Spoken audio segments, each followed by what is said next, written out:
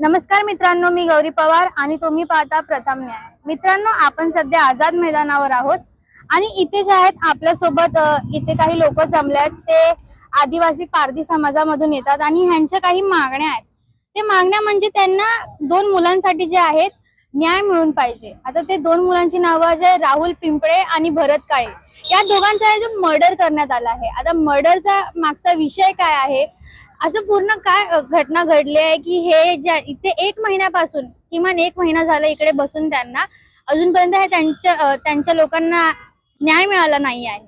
आता ह्यांच्याशी आपण बोलणं करूया, त्यांना काय काय मागण्या आहेत, न्याय अजूनपर्यंत मिळालेला नाही आहे, त्याबद्दल पूर्ण गोष्ट जाणून घेऊया। मॅडम, आपलं नाव काय? नमस्कार, मी वैशाली पिंपळे आणि आपण कुठून आलात? मी अहिल्यानगर राहता गणेशनगर इथून आलेलो आहोत। तर जो असा विषय आहे मॅडम की आम्ही पारधी समाजाचे आहोत आणि माझा जो दीर आहे राहुल पिंपळे आणि जो माझा भाचा आहे भरत काळे, यांच्या दोघांचा जो मर्डर झालेला आहे त्याच्यासाठी आम्ही इथे आझाद मैदानावर 1 महिन्यापासून बसलेलो आहोत। तरी सुद्धा 1 महिन्यापासून बसून सुद्धा कुणी आमची दखल घेत नाहीये इथे। तर आमच्या मागण्या हेच आहेत की जसे आमच्या मुलांचं मर्डर झालेलं आहे त्याच्यामध्ये सगळ्यांनी त्याच्यात SIT चौकशी लागून त्याची सखोल चौकशी व्हावी। पोलीस प्रशासन सुद्धा आमच्याकडे लक्ष देत नाहीये। अहिल्यानगरचे जे पोलीस प्रशासन आहे तर ते पोलीस प्रशासन कडे आम्ही वारंवार गेलेलो आहोत।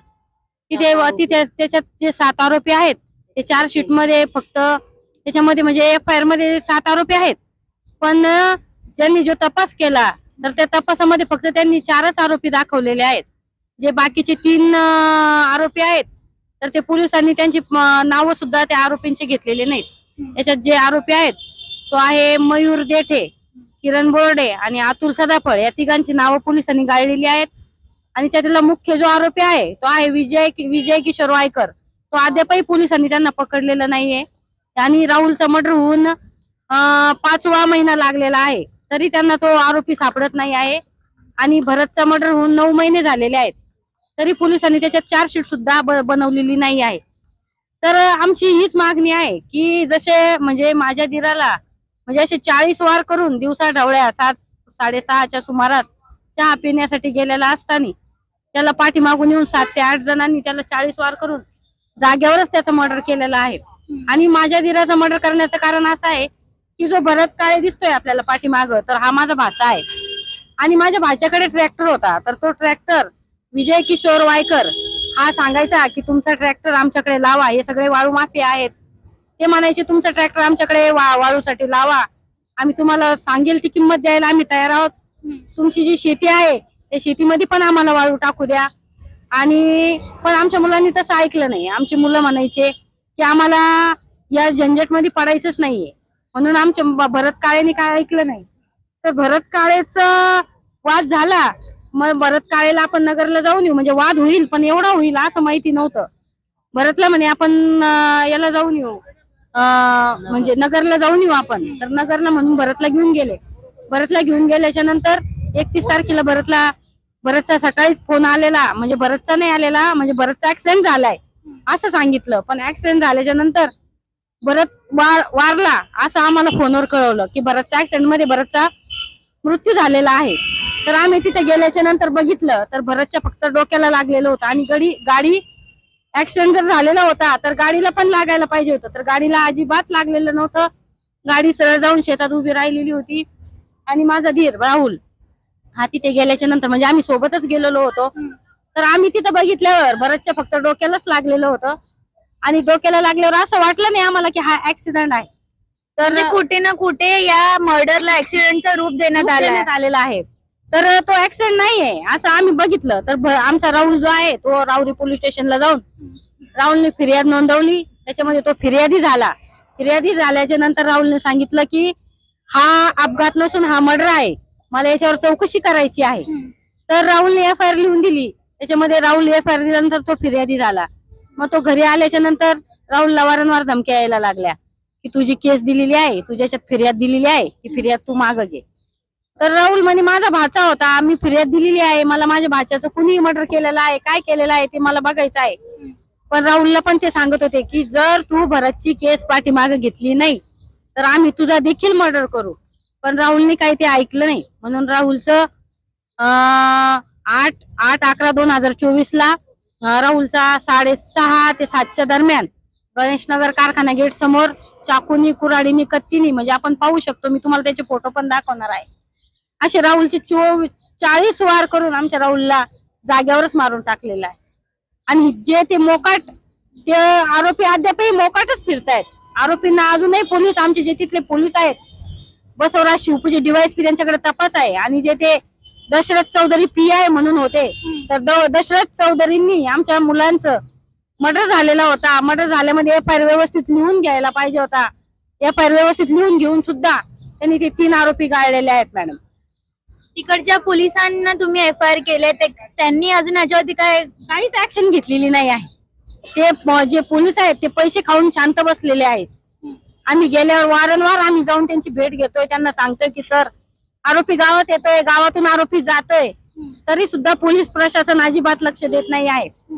आणि आरोपीची गाडी आणि आरोपी, म्हणजे आरोपी जेव्हा सापडेल तेव्हाच तुम्ही गाडी ताब्यात घेणार का? जो विजय वायकर आहे, तो महिन्याभरापूर्वी, म्हणजे 2 महिन्यापूर्वी ज्यावेळेस तो गावात येऊन गेला आणि त्याची गाडी तिथे वॉश करायला लावलेली होती, म्हणजे त्यांनी एकदम असं एक भीतीचं वातावरण निर्माण केलेलं आहे. राहुल पिंपळेचा असा मर्डर केलेला आहे की कोणीच पुढे येणार नाही, असं त्याचं मर्डर केलेलं आहे. तर त्याची गाडी तिथे वॉश होत होती आणि मी पोलिसांना फोन लावला. पोलिसांना DYSP शिवपूजनना मी सांगितलं की साहेब, विजय वायकरची गाडी इथे लावलेली आहे, तुम्ही येऊन ती गाडी घेऊन जा. तर विजय वायकर पण तिथेच होता.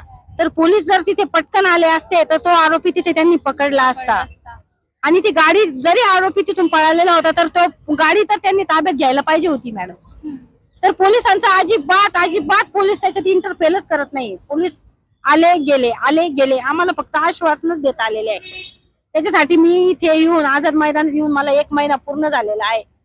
मी माझं पूर्ण घरदार इथं रस्त्यावर उतरलेलो आहोत आम्ही. आणि 1 महिन्यापासून आम्ही कसं राहतोय आमचं आम्हालाच माहिती आहे. आम्हाला इथं 6 वाजायच्या नंतर आम्हाला गेटच्या बाहेर काढून देतात आझाद मैदानातून.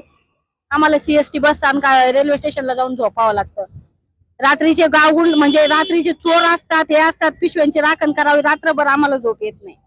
अशा परिस्थितीत मी इथं बसलेले आहे. देवेंद्र फडणवीस साहेबांना मला एवढीच एकच विनंती करायची की साहेब, मला माझ्या भाच्याला आणि माझ्या दिराला न्याय मिळवून द्यायचा आहे. त्याच्यासाठी तुम्हाला SIT चौकशी लावायला काय अडचण आहे?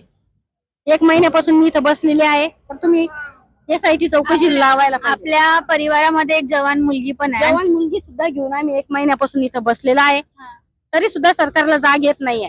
हे लोक 1 महिन्यापासून इथे आंदोलनावरती आहेत न्याय मिळवण्यासाठी, पण इकडचे जे प्रशासन आहे ते अजूनपर्यंत त्यांनी काही पाहिलं नाही. यांच्यासोबत यांच्या परिवारामध्ये जे आहे एक जवान मुलगी सुद्धा आहे. रात्रीच्या CST स्टेशनवरती जाऊन तिथे झोपतात. तर आतापर्यंत आपल्याकडची जी पोलीस प्रशासन आहे ते काय करतायत? अजूनपर्यंत त्यांनी या पूर्ण गोष्टीवरती कसल्याच प्रकारची दखल घेतली नाहीये. मॅडम, अजून तुम्ही म्हणता तुम्ही 1 महिन्यापासून इथे आहात, 1 महिना आझाद मैदानावर तुम्ही इकडच्या काही मोठ्या लोकांशी बोलणं वगैरे झालं ना मॅडम? जे गृह राज्यमंत्री आहेत पंकज भोयर साहेब, त्यांच्यासोबत माझं बोलणं झालेलं आहे. तर पंकज भोयर साहेबांना पण देखील आम्ही सांगितलेलं आहे की सर, आमचं SIT चौकशी तुम्ही लावून द्या सर, मी उपोषण मागे घ्यायला तयार आहे. पण त्यांनी पण आम्हाला बोलवलं, भेटले, तर इथल्या पोलिसांना सांगितलं तिकडे SP ला मी पत्र पाठवतोय, मग त्या पत्राची प्रत तर तुम्ही आम्हाला दिली पाहिजे ना. ती प्रत जर मला भेटली तर मी उपोषण सोडून घरी निघून जाईल. पण ते पंकज भोयरांना भेटून पण मला जवळजवळ आता 20-25 दिवस झालेले आहेत. मग पत्र द्यायला पण एवढा उशीर लागतोय का? आणि मुख्यमंत्र्याचे जे PI आहे पाटणकर साहेब, अमोल पाटणकर साहेब, त्यांना पण मी भेटले, त्यांना पण मी निवेदन दिलेलं आहे. तर ते पण बोलले की मी तुम्हाला पत्र पाठवतो. म्हणजे आम्ही हे काय बोलताय की आम्ही परस्पर SP ला पत्र पाठवतो, पण SP आमच्या सारखं नाहीये ना मॅडम. SP जर याच्यावर काम केलं असतं तर आम्हाला आज आझाद मैदानात यायची गरज पडली नसती. त्याच्यासाठी मला SIT चौकशी लागावी. मी आणि माझा पूर्ण परिवार इथं रस्त्यावर आलेला आहे. आमची छोटी छोटी मुलं आहेत. आमच्या मुलांची 1 महिन्यापासून शाळा बुडतीये. आमची नुकसान होती, आमच्या शेतीची नुकसान होती.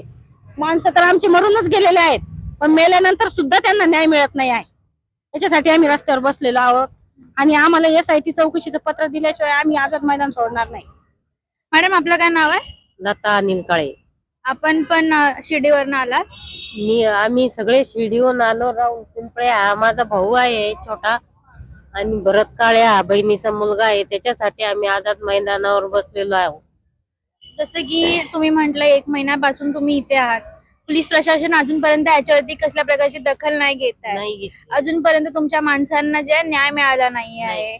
पण त्याच्या आधी जे आहे भरत काळे जे तुमच्या बहिणीची मुले कुठे ना कुठे त्यांची आधी बाचाबाची झाली होती का या गोष्टीवरती? नाही, बाचाबाची काहीच नाही. एवढंच की तुमचे ट्रॅक्टर द्या, आम्हाला वाळू टाकायला शेती द्या. पण आमची मुलं ते त्यांच्या याला काय म्हणते, म्हणजे त्यांचे जे मागण्यांना आहे ना होकार नाही दिला, त्याच्यामुळे त्यांचा मर्डर करण्यात आला. आरोपींची जरा नावं सांगू शकता का तुम्ही? सगळ्यांची आरोपी 3 तर स्वतःहून हजर झालेले आहे, पण जे मुख्य आरोपी आहे विजू वायकर, किरण बोर्डे,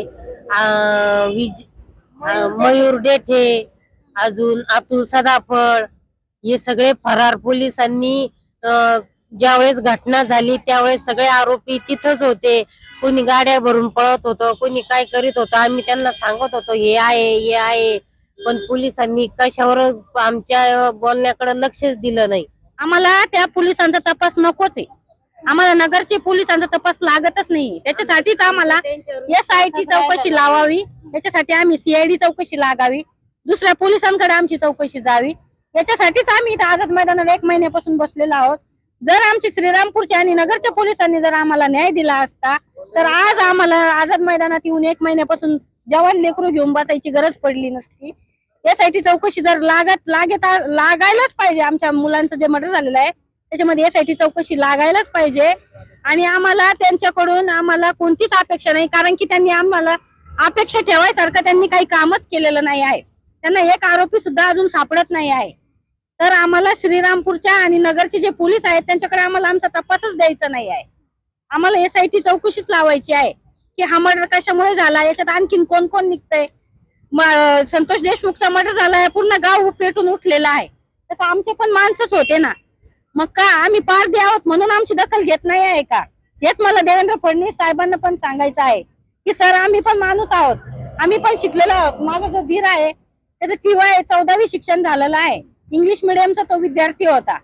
तर त्याला असं कुत्र्यासारखं मारून फेकून दिलं तरी सुद्धा तुमचं प्रशासन आणि तुमचे पोलीस, आम्ही अशातच जर आम्ही घरी गेलो तर आमच्या पण जीवाला धोकाच आहे त्या लोकांपासून.